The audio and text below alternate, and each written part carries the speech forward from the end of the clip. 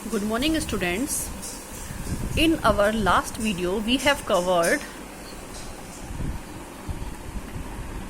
cost of debt in case of irredeemable debentures. ठीक है, तो irredeemable debentures क्या होते हैं?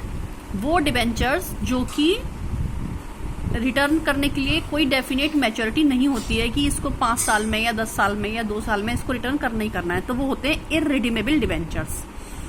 आज हम उसके आगे का पढ़ेंगे.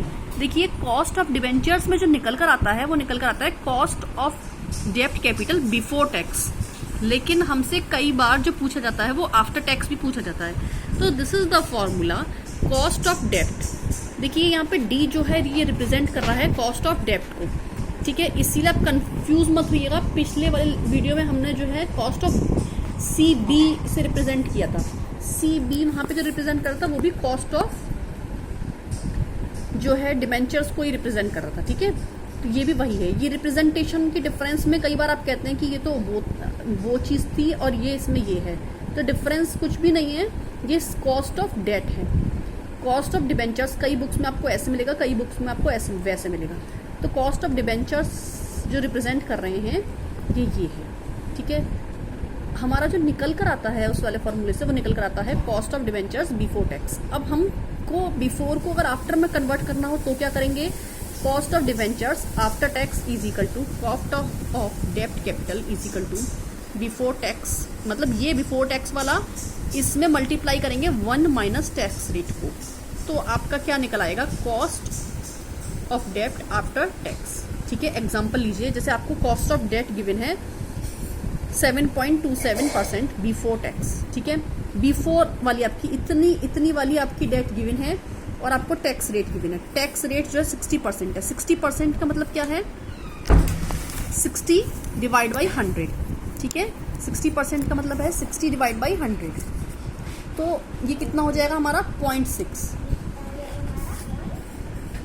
अब देखिए, cost of debt after tax कितना हो जाएगा? Is equal to cost of debentures before tax में tax rate 1 minus tax rate को मल्टीप्लाई कर देंगे. 1 माइनस टैक्स रेट मल्टीप्लाई हो जाएगा यहाँ पे. ठीक है, दोनों के बीच में कुछ नहीं है तो मल्टीप्लाई होगा 1 minus tax rate. Tax rate कितना है? 0.6. ठीक है, तो 1 माइनस 0.6 कितना हो जाएगा? 0.4. ठीक है, ये cost of debt before tax दे रखा है, इससे इसको 0.4 को क्या करेंगे? मल्टीप्लाई कर देंगे. समझ में आ गया? Cost of debt before tax दे रखा है, उससे हमें क्या निकालना है? Cost of debt after tax. ठीक है, क्लियर है? सिर्फ क्या फॉर्मूला है? Cost of debt before tax में हमें 1 माइनस टैक्स रेट करना है. टैक्स रेट जो भी रेट होगी उसको 1 माइनस करके मल्टीप्लाई कर देंगे, तो आपकी cost of debt capital, equity capital, सब में यही फॉर्मूला चलता है. ये आफ्टर टैक्स निकल आएगा. ठीक है, वो आपको मैंने क्वेश्चन दिया था उसमें आफ्टर टैक्स पूछा था, तो आप बिफोर टैक्स तक आपने सॉल्व नहीं किया अभी तक. अब सॉल्व नहीं करेंगे तो फिर आगे की वीडियोस का कोई फ़ायदा नहीं है, कुछ पढ़ाई लिखाई का कोई फ़ायदा नहीं है जब तक. ये वन वे कम्युनिकेशन से कुछ नहीं होने वाला है. देखिए, अब हम लेंगे कॉस्ट ऑफ इररिडीमेबल डेट हो गया था, अब हम लेंगे रिडीमेबल डेट. रिडीमेबल डेट का मतलब है वो डिबेंचर्स जो कि निश्चित टाइम बाद रिटर्न करे जा सकें, वो कहलाते हैं रिडीमेबल डिबेंचर्स.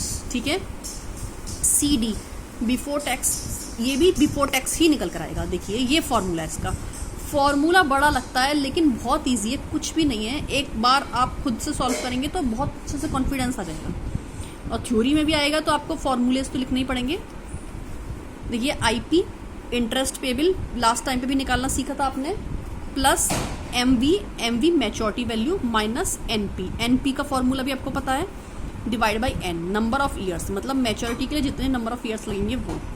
ठीक है, डिवाइड बाई, ये सब में डिवाइड होगा, divide by MV maturity value plus NP divide by 2. ठीक है, इंटू 100. ठीक है ना, तो आपने एनपी आपने पढ़ रखा है, आईपी आपने पढ़ रखा है. आईपी होता है इंटरेस्ट पेबल, एनपी होता है नेट प्रोसीड. एक बार फिर से फॉर्मूले देख लेंगे. आईपी फेस वैल्यू पे लगने वाली इंटरेस्ट जो है वो आईपी है.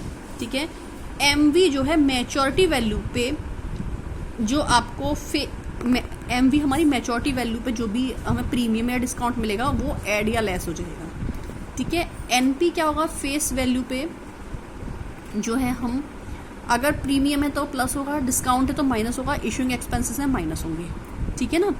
एम वी में ये है कि इशूइंग एक्सपेंसेस एम वी में नहीं होते क्योंकि वो मैच्योरिटी के टाइम की हम बात करते हैं, या तो प्रीमियम होगा तो प्लस होगा, डिस्काउंट होगा तो माइनस होगा, अदरवाइज कुछ नहीं होगा तो सिर्फ उसकी फेस वैल्यू ही उसकी रह जाएगी, ठीक है ना। तो ये क्या है, I P, N P, M V, ये मैच्योरिटी टाइम, ठीक है। अब क्वेश्चन से समझिए इसको।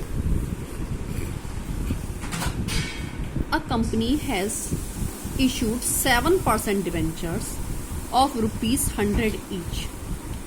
डिबेंचर जो है वो 7% इंटरेस्ट पर है, मतलब डिबेंचर्स की जो इंटरेस्ट रेट है वो 7% है, जिसका जो कीमत है वो ₹100 ईच है एट पार। पार का मतलब है नो प्रीमियम और नो डिस्काउंट, मतलब उसकी फेस वैल्यू पर ही उसको इशू किया गया है, तो इसमें प्रीमियम भी नहीं लगेगा और डिस्काउंट भी नहीं लगेगा। रीपेबल आफ्टर 12 ईयर्स, 12 साल बाद उसका रीपेमेंट होता है, ठीक है। Find out the cost of capital, cost of capital निकालनी है। इशूइंग एक्सपेंसेस हैं ₹2 और टैक्स रेट है 50%, ठीक है। अब देखिए सबसे पहले आईपी कैलकुलेट कर लेते हैं। आईपी कैसे करते हैं, फेस वैल्यू में इंटरेस्ट रेट को मल्टीप्लाई करके। फेस वैल्यू 100 है, इंटरेस्ट रेट क्या है 7%, 100 × 7 डिवाइड बाई 100, तो इंटरेस्ट पेबल कितनी हो जाएगी 7, ठीक है। अब एम वी देखिए, एम वी कितना हो गया, face value plus premium minus discount, इसमें जो भी चीज होगी वो है ना at the time of maturity. अगर कुछ भी गिवन नहीं है